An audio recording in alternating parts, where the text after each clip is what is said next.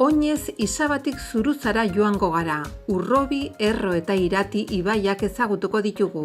Urrotz eta Agoiz herriak bisitatuko ditugu.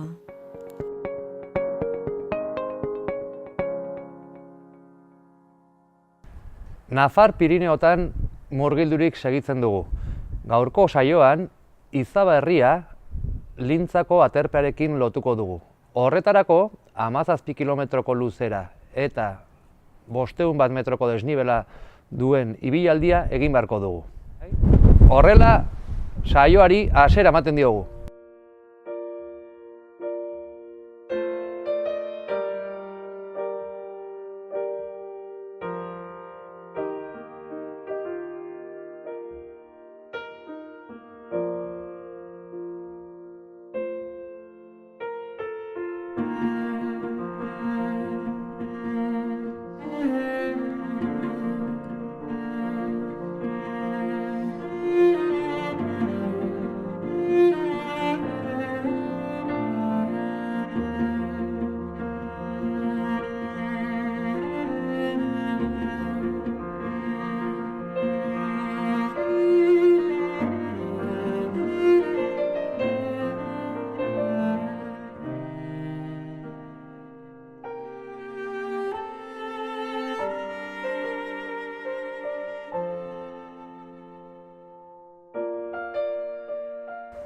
Izabako herria Lintza mendi aterpearekin lotzeko bi aukera ditugu.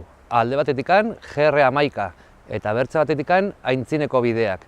Guk gaurkoan Aintzineko bideak aukeratu ditugu. Bertan, ibilbidean zehar, bai Kueba de Libon eta baita Belabartzeko ur-jauzia bisitatuko ditugu. Aintzineko bideak Zaraitzu, Belagua, Anso eta Erronkariko andreek erabiltzen zituzten bideak ziren. Andre hauek maulera gaten ziren alpargatak egitera eta enarak deitzen zitzaien. Gan eta etorri egiten zutelako.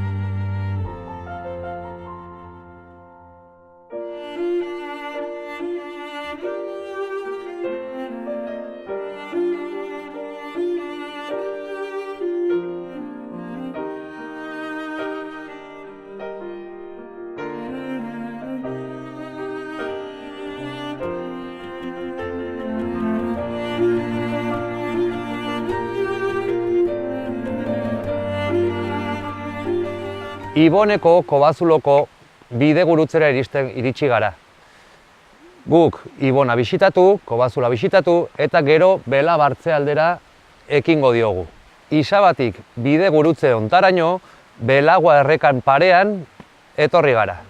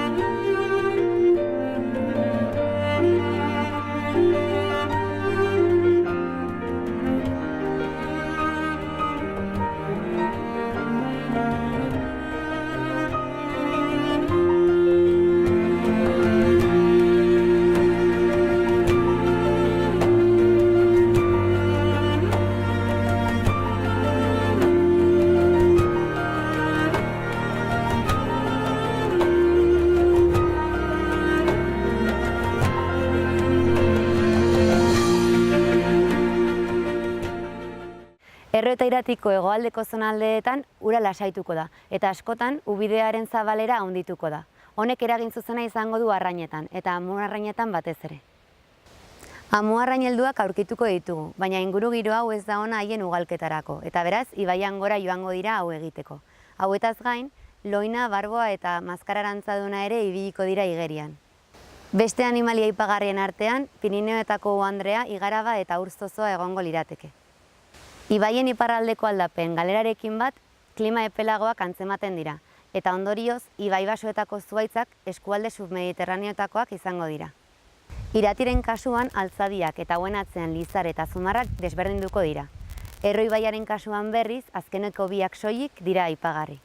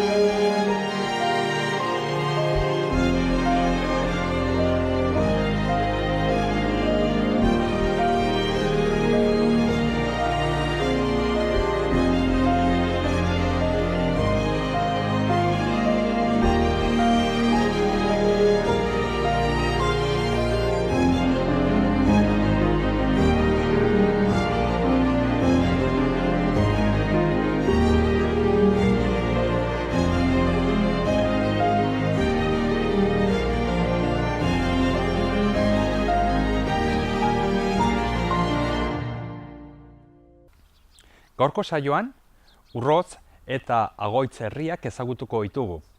Bai Urroz eta baita Agoitz, biak Pirinioetako oinetan kokatutak daude, lur emankorrak dira, eta gainera, Erdi Aroan, gehitu behar zaio baita ere hemen ekartzen zirela Pirinioetako iberretetik etortzen ziren bideak. Orduan, Erdi Aroan, herria beratsak ziren, alde batetik hemengo lur emankorrak, gehi hemen Pirinioetako zerbitzu guneak zirela. Hau da, merkatuak, feriak eta bar, ospatzen ziren.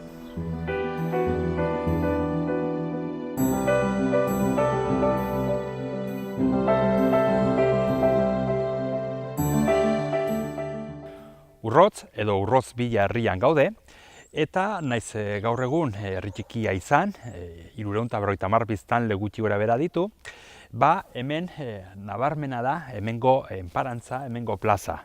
Plaza erraldoi hau bere betekizun nagusia merkatuarena zen. Lehen azaldu duten bezala, hemen elkartzen ziren Pirinioetako iberretatik etortzen ziren bideak, baita ere hemen hegoaldeko lur emankor hauetan ziren bideak, eta gurutza bide honetan merkatu feria ezberdinak ospatzen ziren. Berez, Erdi Aroan, Nafarroko erregeek eskubide hori eman zioten herri honi, eta horregatik daukagu olako enparantza erraldoia eta ederra.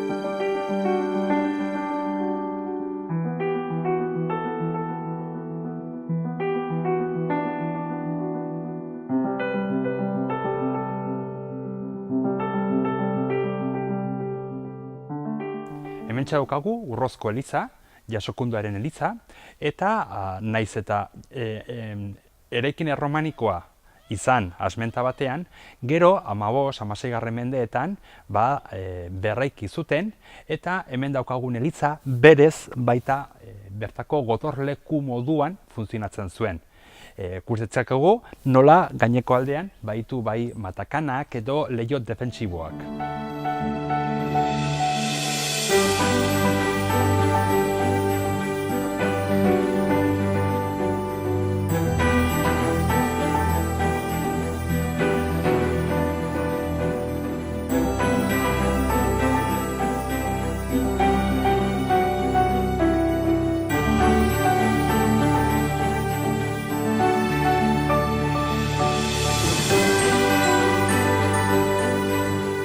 Plazaren iskin batean, frontoiaren gibeleko aldean, harri handi hau aurkitzen dugu, Erroldanen harria. Hemen ixten zituzten bertako merkatariak beren tratuak. Hau da, jakinta plaza hontan abeltzaintzan eta baita nekazaritzan zaukan garrantzia, nola tratanteak unatetortzen ziren bere azindarekin, bere behiekin, eta hemen egiten zituzten beren tratuak, eta tratua ixteko orduan, eskuak harri honen gainean jartzen zituzten.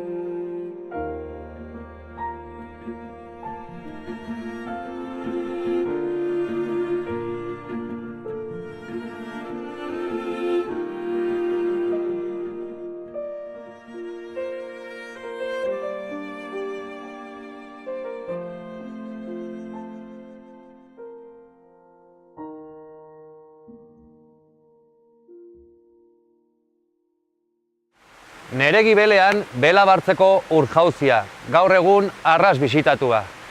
Gure bideak GR11arekin elkar egin du. Beraz orain, bela bartze aldera goaz, bela bartze gurutzatu GR11aren bitartez Lintza mendi aterpera iristeko. Orain, uraren asots polita utzi eta bideari ekiten diogu.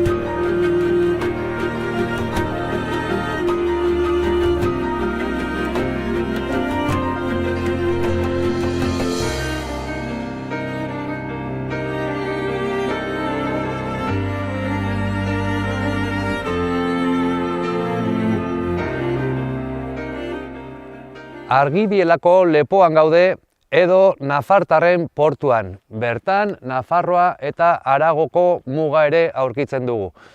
Hemendikan Lintzako mendi aterpera 6 kilometro gelditzen zaizkigu. Lehenik eta behin, Zurizako kanpinetik pasa eta Lintzako bidea hartu beharko dugu.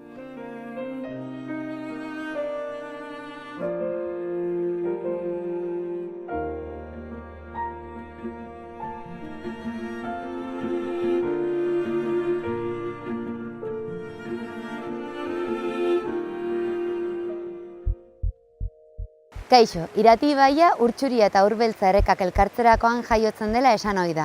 Eta hau, gure begibistekin ikusteko aukera izan dugu. Gaurkoan, ibai sistemei buruz hitz egingo dugu. Eta Irati ibaia ardatz hartuta, bere garapena eta honen urremaileak diren Urrobi eta Erro ibaiak bisitatuko ditugu. Irati ibaia Aezkoa ibarra zeharkatuz hegoaldera doa Aragoi ibaiaren bila. Bidean, Itoizeko urtegian Urrobiko ibaiko urekin elkartuko da. Eta Oserritik hurbil, Erro ibaiak bere umoreak emango dizkio. Hiru ibai hauen ubideak eta hauen ondoko berdeguneak babestuak daude, eta Natura 2000 sarean kontserbazio berezirako eremu izendatu dira. Ibai hauen goiko tartea iparraldean egonik eta Pirinioetako magaletatik jaisten direlarik bioeskualde alpetarrean daudela esango dugu. Ondorioz, ibai sistema honek aberastasuna naturala handiko eremua osatuko du. Ur garbi eta kalitate honeko ibai ekosistema hauetan ezaugarri alpetar naiz mediterranearrak aurkituko ditugu.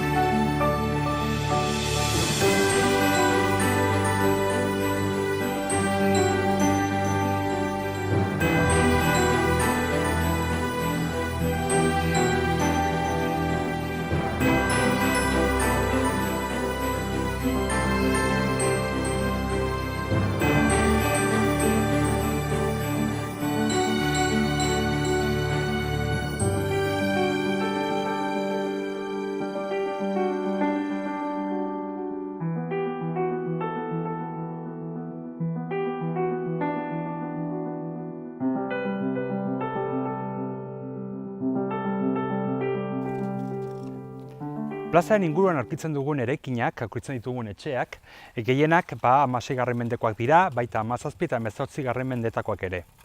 16. mendean, plaza ixten da, berez 16. mendetik, baina lehenago feriak ez ziren hemen ospatzen baizik eta herritik kanpo ospatzen ziren, eta 16. mendean orduan ja plaza ixten da.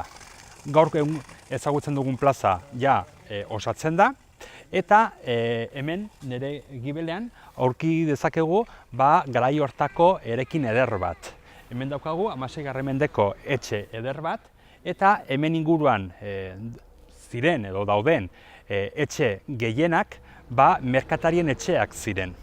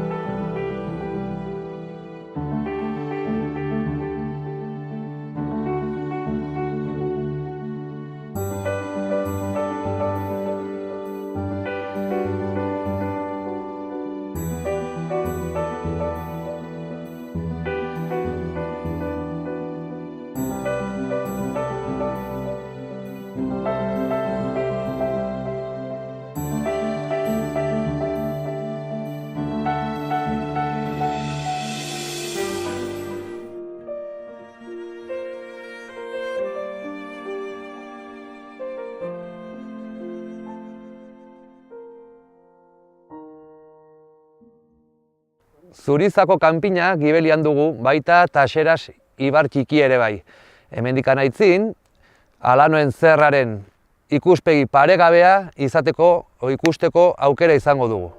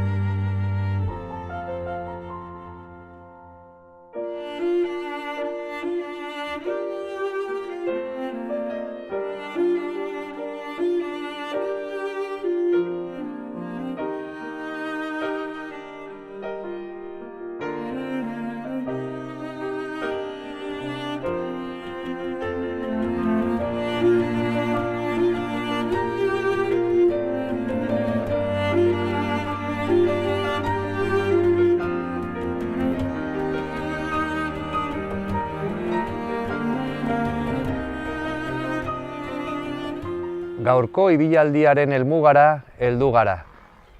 Antso bailaran dagoen Lintzako mendi aterpea. Bertan, afaldu eta deskantsatzeko aukera izanen dugu. Besterik gabe, hemen ematen diogu amaiera saioari eta hurrengora arte.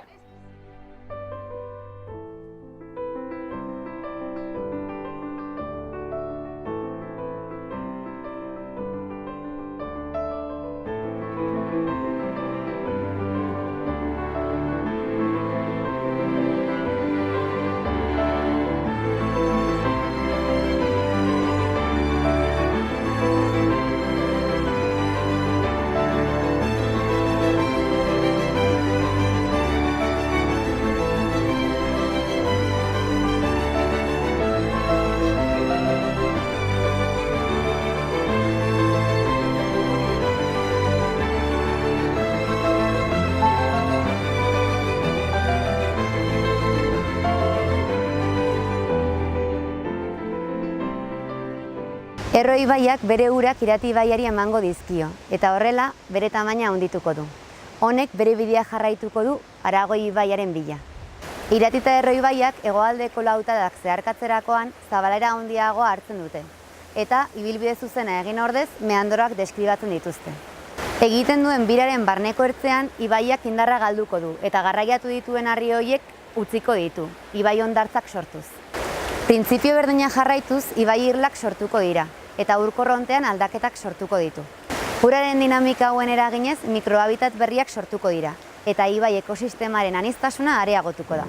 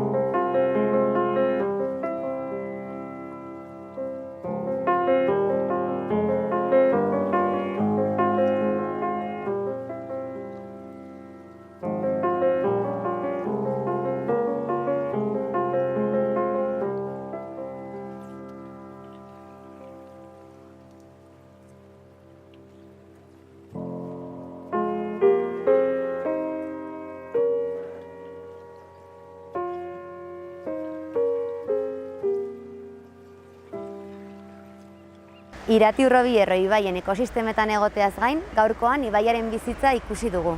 Ibai txikien ezaugarriak eta haien urremariak elkartzean sortzen diren ibaia handiak ezagutu ditugu. Aragoi ibaiarekin elkartu aurretik, Irunberriko arroia zeharkatu beharko du. Ubide zabal hau berriro ere estutuz, baina pasabide hau beste batetarako utziko dugu. Hurrengora arte. Urroz hiriaren kasuan bezala, Agoitz gurutzabide batean dago kokatuta.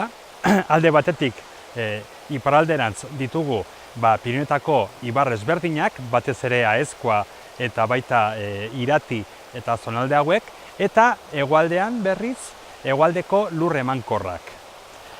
Gurutzabidea atzezik baita ere badaukagu zubi erraldoi bat. Hemen daukagu Irati ibaia gurutzatzen duen Erdi Aroko zubia, eta hemen Urrozko hirian bezala bai gurutza bidea denez eta baita hemen zubi erraldoi bat dagoenez, Agoitz zerbitzu zentzu hori zaukan. Honat etortzen ziren, Pirinioetan egoten ziren artzainak, abeltzaintzan aritzen zirenak, baita ere hegoaldean nekazaritzan aritzen zirenak, hemen dugu alde batetik hemen inguruan zekale landak, baita mahastiak ere, eta hemen Agoitzen elkartzen ziren eta hemen merkatuak eta feriak ere ospatzen ziren.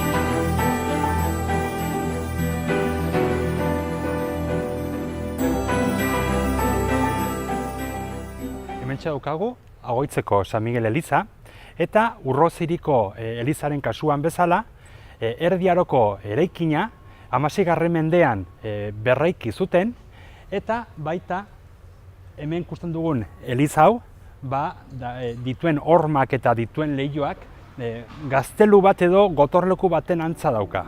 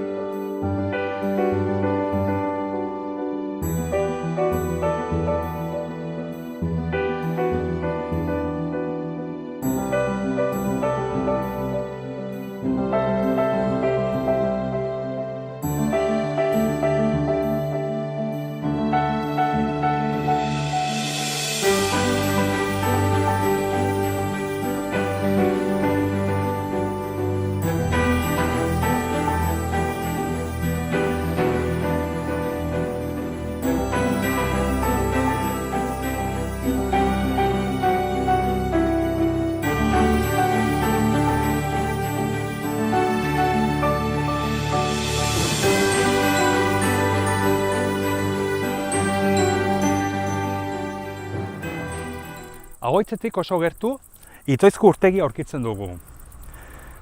Itoizko urtegiak, Pirinioetan aurkitzen ditugun beste urtegietan bezala, eztabaidak, liskarrak sortu zituen.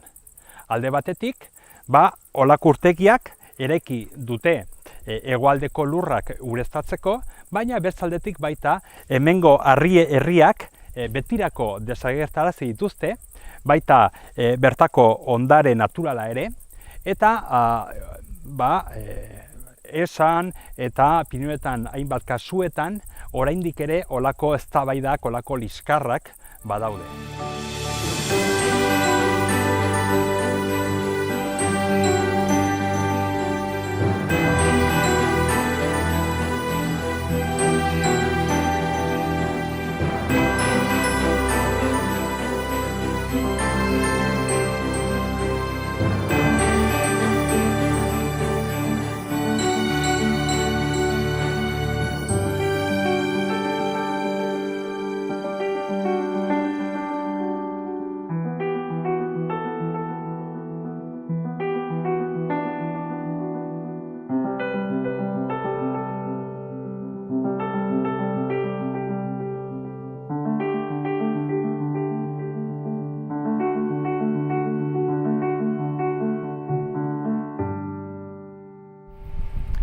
Hementxe, Itoizko urtegian bukatzen dugu gaurko saioa. Beste bat arte.